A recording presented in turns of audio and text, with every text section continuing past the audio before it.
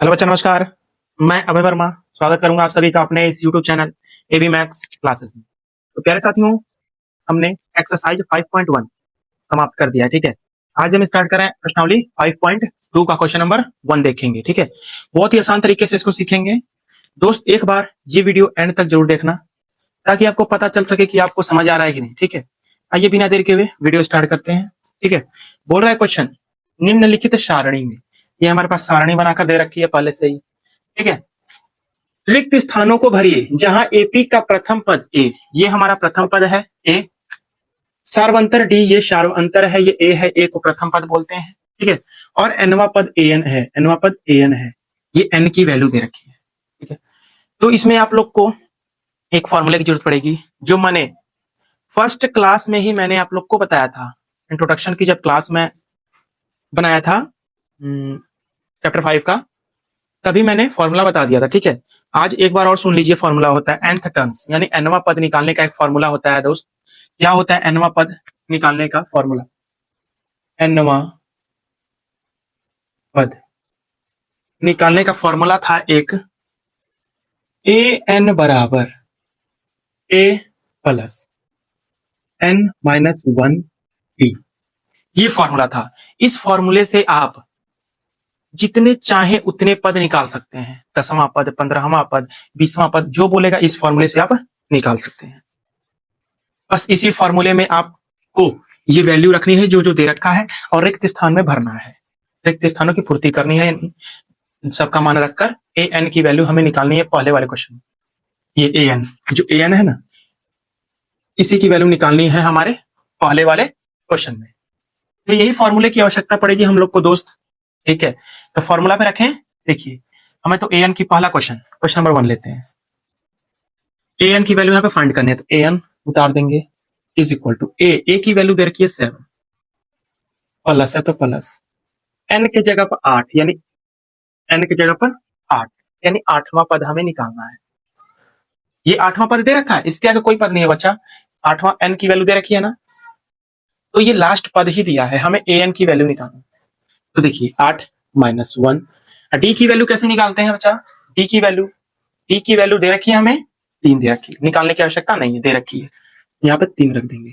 अब देखिए A N बराबर 7 प्लस 8 में से 1 गया 7, गुणे में 3, ए एन की वैल्यू आ जाएगी 7 प्लस 7 21, और बराबर 7 और 21 28।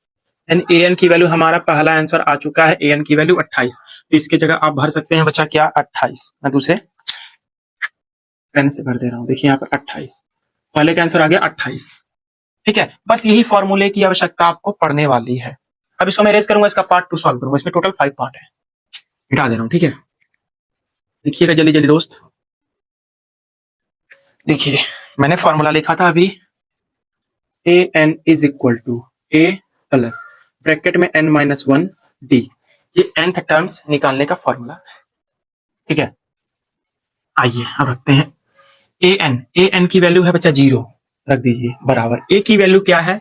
माइनस 18, प्लस एन की वैल्यू क्या है? 10 है ना, माइनस 1, डी की वैल्यू हमें निकालनी है, इनटू में डी की वैल्यू इस बार हमें निकालनी है। जो जो दिया है बस मान पुट करते चलना है। 0 बराबर माइनस का 18 उतार दो, प्लस 10 में से 1 गया 9, गुणे डी, 0 बराबर माइनस का 18 प्लस 9 में डी का मल्टीप्लाई 9 डी। ठीक है, क्लियर है? अब देखिए, हमें डी की वैल्यू निकालनी है, तो 18 को इधर लाइए, 0 माइनस का 18 इधर आएगा तो प्लस का 18 बराबर 9 डी।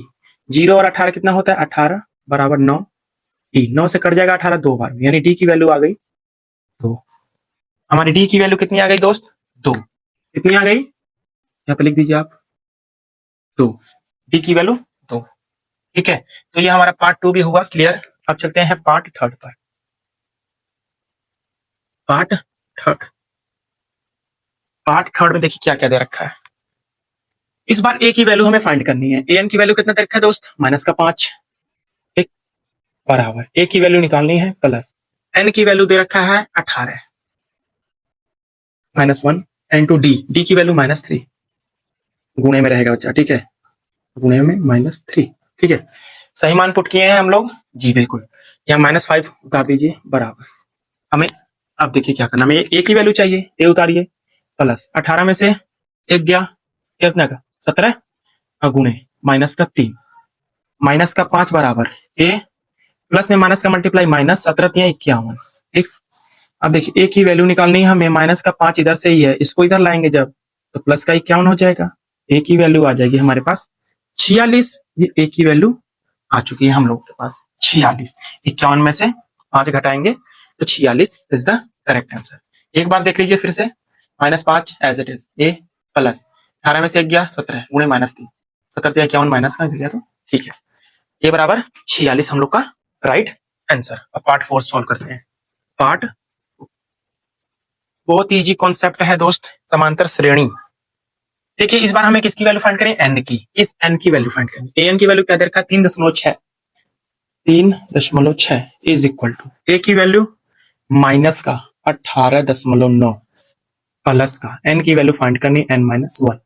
डी की वैल्यू दे रखा है हमारे पास कितना 2.5, 2.5।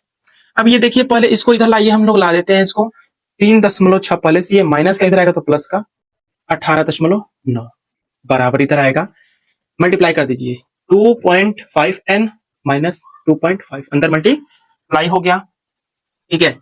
अब देखिए घटा दीजिए, सॉरी जोड़ दीजिए, कितना आ जाएगा इस 22, 22.5 आ जाएगा, लग रहा है 22.5 आ जाएगा, ठीक है, बराबर 22.5 ही आएगा। अब दोस्त यहाँ पर गुणा मत कीजिए, ठीक है, एज इट रहने दीजिए n-1 और 2.5, ठीक है। तो इधर बचेगा n-1 2.5, ठीक है।